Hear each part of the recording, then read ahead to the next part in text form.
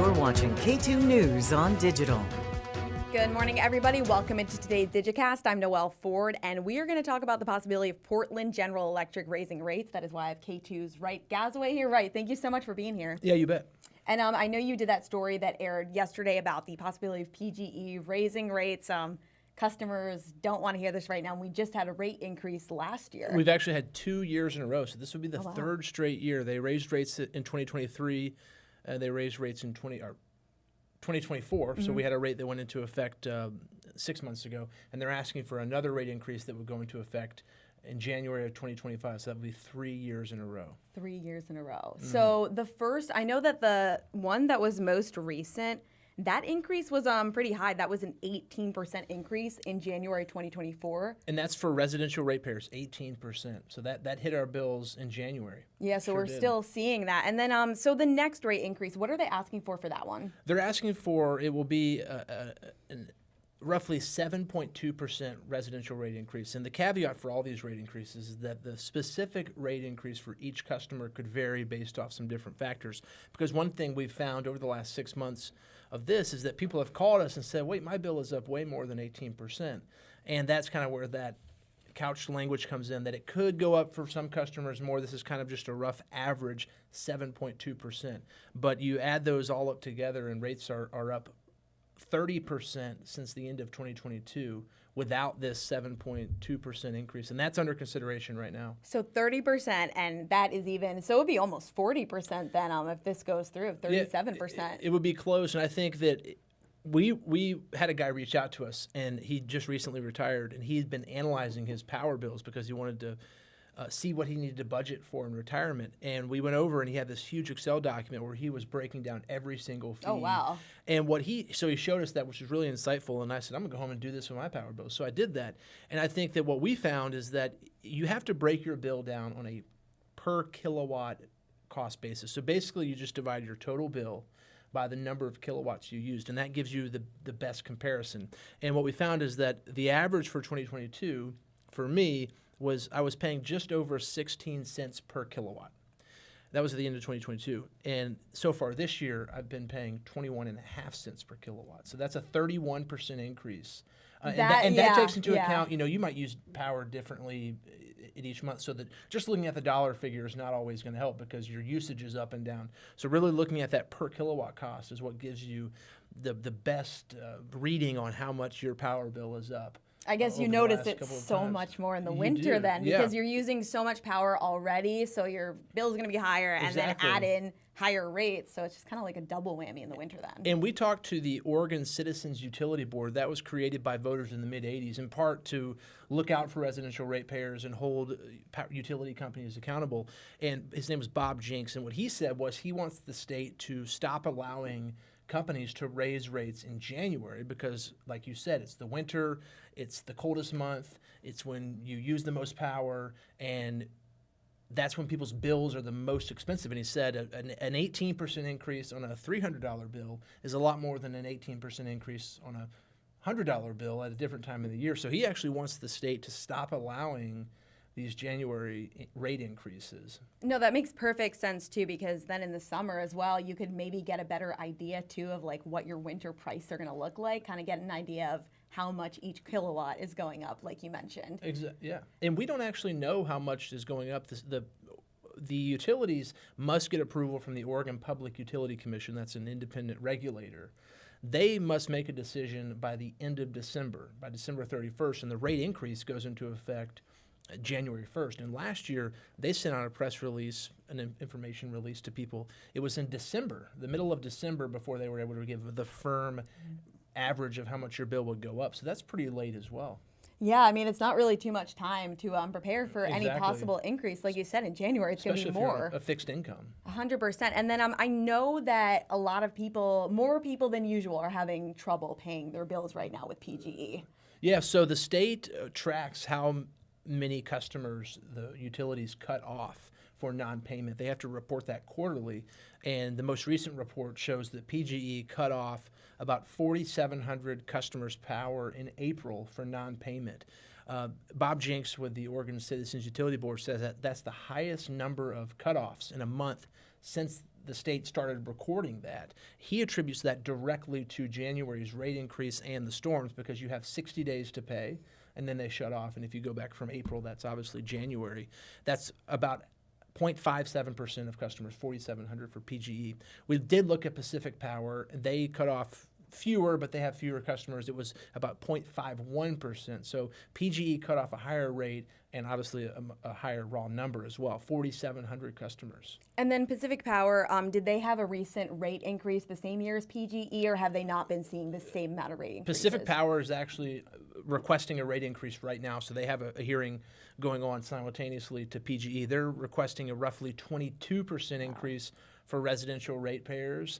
Some of that for wildfire mitigation, things like that. PGE's increase that just went into effect in 2024 covers some of the wildfire, hardening the system to wildfires, to extreme weather, cost of inflation, cost of buying power on the open market. So that was those were some of the factors that attributed to that 18% increase, and that's what Pacific Power is looking at right now as well. And then Jenks, the guy that you spoke to, he had a really good quote in your story. So he talked about how the state needs to crack down on PGE, kind of improving their infrastructure so that there wouldn't be more rate increases in the future. So kind of what does he mean by that? Yeah, that was an interesting, he brought up a pretty interesting comparison. So the Public Utility Commission oversees these, as we said earlier. They came on Your Voice, Your Vote earlier this month. And they said one of the things they're balancing is these utility companies make investments in their infrastructure that cost money up front, but they could reduce the cost of energy in the future. So they're balancing how much they want current ratepayers to pay for projects that will make power a utility cheaper in the future. Got it. So what Bob is saying is that they should make the utility companies prioritize. He said, I might want to replace my windows, I might want to redo my roof, I might want to repaint my house, remodel, but I can only do what I have a budget for. He said the state should do similar to them. They should not necessarily just approve every project, they should make them prioritize. And that's one of the things we really wanted to talk to PGE about was, okay, let's just break this down. And we told them we really, really wanted to discuss this with them. And did you get any response from them? We did. We reached out in mid-March, very early, and I said, hey, we're doing a story on utility rates going up. Would really love the opportunity for PGE to just provide context. I was clear this is not us asking why are you raising rates necessarily, but just to provide the context to viewers who are their customers and ratepayers. And originally they seemed interested, and they talked about this current rate increase process going on, and they said let's wait until we get through some of the public comment, and that was in early to mid-May. So we kind of kept going back and forth, and finally last week they said that they could not offer an interview to discuss this, which is disappointing because we really felt like it was a good opportunity for them to provide context in an interview setting, because their response is, well, customers can see all of this in the Public Utility Commission process, in the PUC's rate review. But we really, really wanted to sit down to be able to have that face-to-face, one-on-one question and answer session to show viewers and customers why they were paying more for power, and we never got that chance. Yeah, just to have a face kind of to speak to it, because, reading statements is one thing, but like you said, the context is so important. And reading through these rate filings is also not easy for people who don't do that every day. I mean, we've read through them. Some of them are dozens, hundreds of pages. It's a lot. And to say you can just read that and you get all you need, I think for some customers is in my opinion, not an adequate response. So, they make their own decisions. We provided them plenty of opportunity to respond, and we reached out to other utilities too. Pacific Power also declined our interview request, and we're going back and forth with Northwest Natural right now because they are also asking for a nearly 20% rate increase. So oh my gosh. We've been all going of them are asking all for, of them, and the PUC said reasons? The PUC said that it's not common to have so many utilities asking for such significant rate increases. They all attribute it to inflation. Cost of doing everything. We all see it as more expensive. So their labor costs for these projects are higher. Their cost to buy power, buy energy is higher. Gas. There's extreme weather that we've seen with the wildfires. So there's a lot that goes into it. Bob Jenks just says from the Citizens Utility Board perspective, these companies should have planned a little better instead of coming now and saying, hey, we need to go up 20%.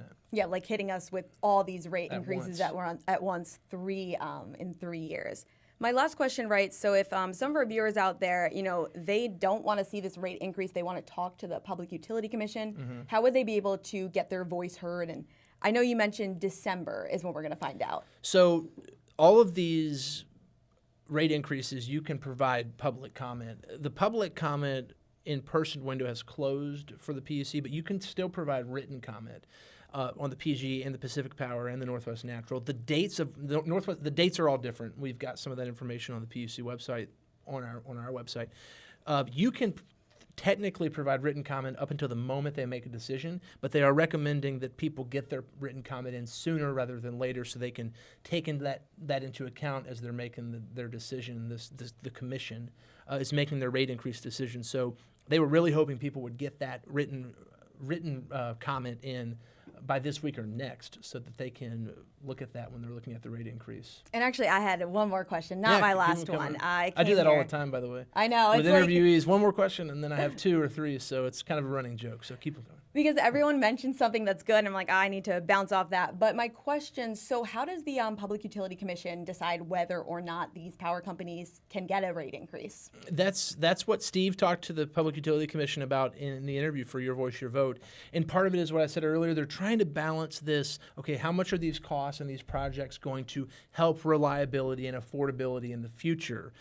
That's kind of it seemed like they kept going back. That's the big question. They don't want there to be some catastrophic failure in the grid, and then all of a sudden you have these massively expensive projects. You have power you can't rely on. So they're trying to balance, okay, how much should we ask ratepayers to pay today for projects that will help improve reliability and affordability in the future? And that was really what they kept going back to, is they want to try to avoid more significant problems and higher costs in the future. Balancing that, I think, is the million-dollar question. The interesting thing was they told Steve, this is the hardest job. One of them said, this is the hardest job I've had and probably will ever have. Oh my gosh, trying to make these why? decisions. Because they I guess realize that their sense. decisions are affecting ratepayers, but they also need to make sure that these utility companies are investing in reliable infrastructure. And especially with all the wildfires and that lawsuit with PG&E, I know a lot of power companies are making upgrades because they don't want to be responsible for possibly setting off a wildfire. I think that's part of the cost. Yeah, that was definitely a factor in the 2024 rate increase for PGE was hardening their system to wildfires. Obviously, with Pacific Power, we've seen a number of settlements that they've paid out for some of the issues related to the 2020 Labor Day wildfires. Some of that's still ongoing. There was a settlement, I think, last week or the week before, so that's still all happening now.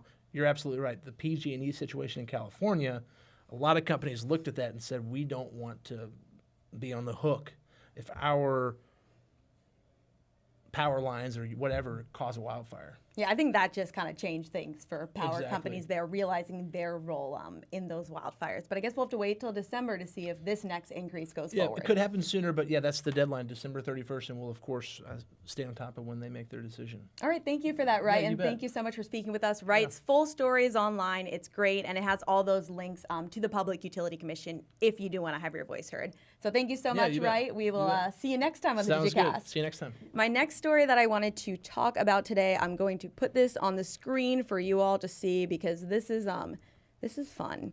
So we have a rare cat that was found inside of Oregon. All right, here we go. Cinder. You can see him right there. So Cinder is a very rare hermaphrodite male tortoiseshell kitten.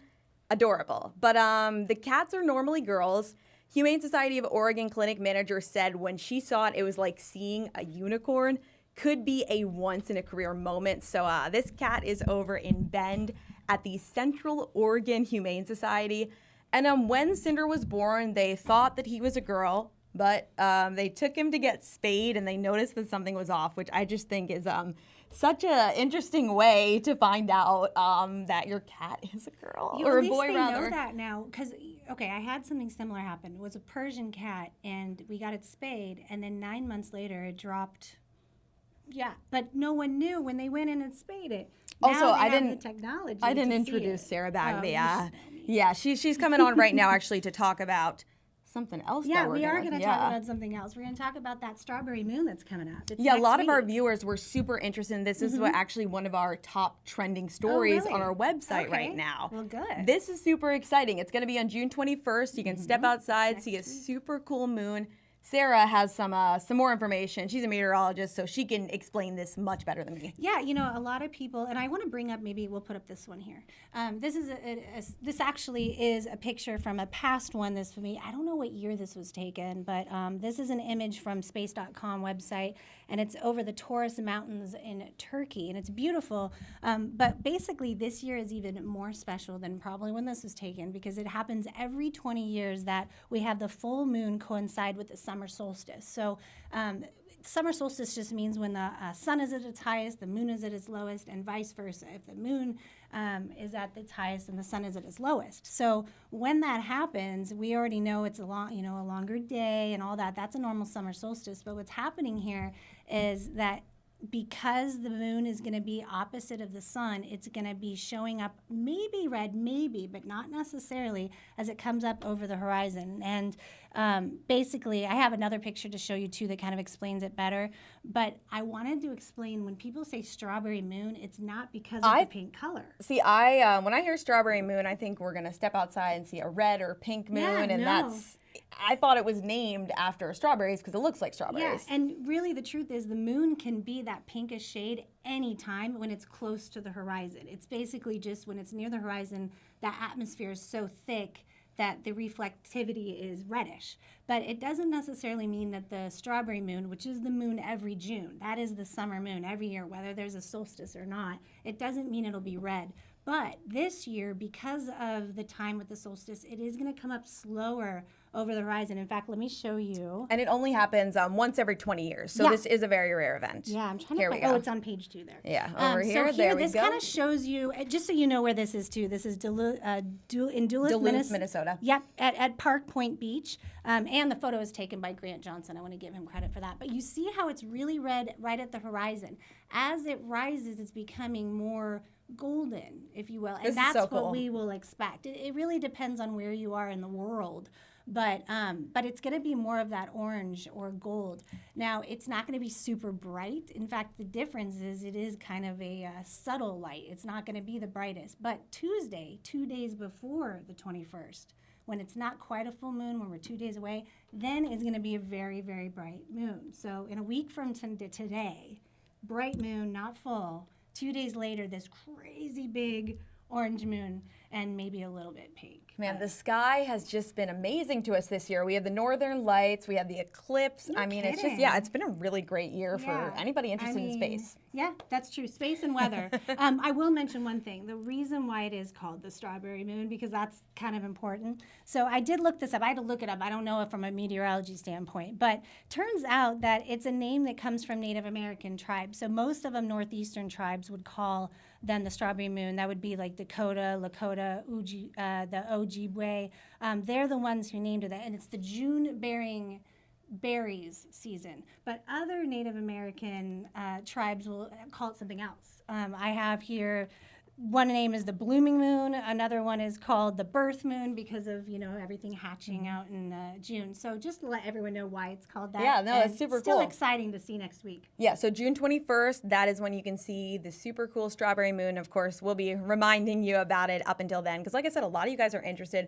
I'm super interested. It's going to be really cool. Thank you so much for bringing us my that pleasure. extra information, Sarah. Thank you guys so much for watching. We'll see you right back here tomorrow.